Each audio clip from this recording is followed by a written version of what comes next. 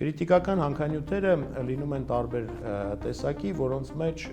այս պահի դրությամբ ամենակարևոր բաղադրիչը նավթից, գազից եւ այլ էներգակիրներից բացի դրանք հազվագյուտ երկրային տարրերն են։ Քիչ երկրներում են դրանք լինում մեծ քանակով կենտրոնացված, դրանց կոնցենտրացիան մեկ հանքավայրում կամ մի քանի հանքավայրերում հազվադեպ է պատահում։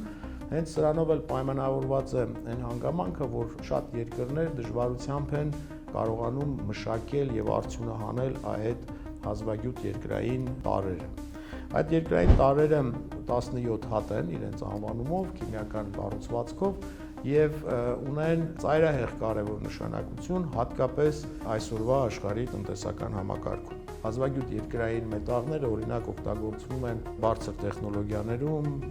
միկրոսխեմաների արտադրության ոլորտում, մարտկոցներում, սկսած հեռախոսներից վերջացրած ավտոմեքենաների, քամու էներգիայի օգտագործման կայաններում, ռազմական ոլորտում եւ բազմաթիվ այլ ուղղություններում։ Կրիտիկական հանքանյութերի շատ մեծ պաշարներ ունի Չինաստանը եւ աշխարհի բազմաթիվ երկրներ, այդ թվում օրինակ եվրոպական առաջատար երկրները, Միացյալ Նահանգները եւ նաեւ շատ ուրիշ երկրներ պարզապես Չինաստանից ներմուծում են այդ կրիտիկական հանքանյութերը։ Չինաստանը վերջին 2-3, գուցե 4 տասնամյակների ընթացքում շատ մեծ ներդրումներ է արել կրիտիկական հանքանյութերը իր երկրում արդյունահանելու, ինչպես նաեւ շատ կարեւոր է սա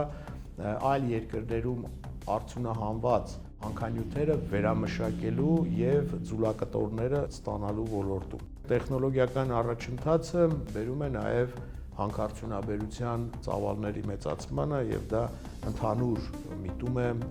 ամբողջ աշխարհում։ Օրինակ լիթիումի պահանջարկը մի քանի անգամ ավելացել է հասկանալի պատճառներով, թե այդ հյութերի արկայությունը իրենց երկրում, թե ենթակառուցվածքները եւ թե հաղորդակցության ուղիները այդ հանքանյութերի տեղափոխման դառնում են նաև միմյանց վրա մրցակից պետությունների վրա ազդեցություն ունենալու, միմյանց վրա ճնշում գործադրելու գործիքներ, որը բավականին հետաքրքիր երևույթ է միջազգային հարաբերություններում եւ դա իր հերթին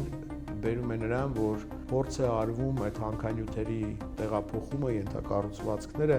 զարգացնել այն երկրներում, որոնք քաղաքական, գաղափարական առումով առավել մոտ են միմյանց, չունեն մեծ տարաձայնություններ կամ գոնե կարողանում են պահել չեզոքությունը։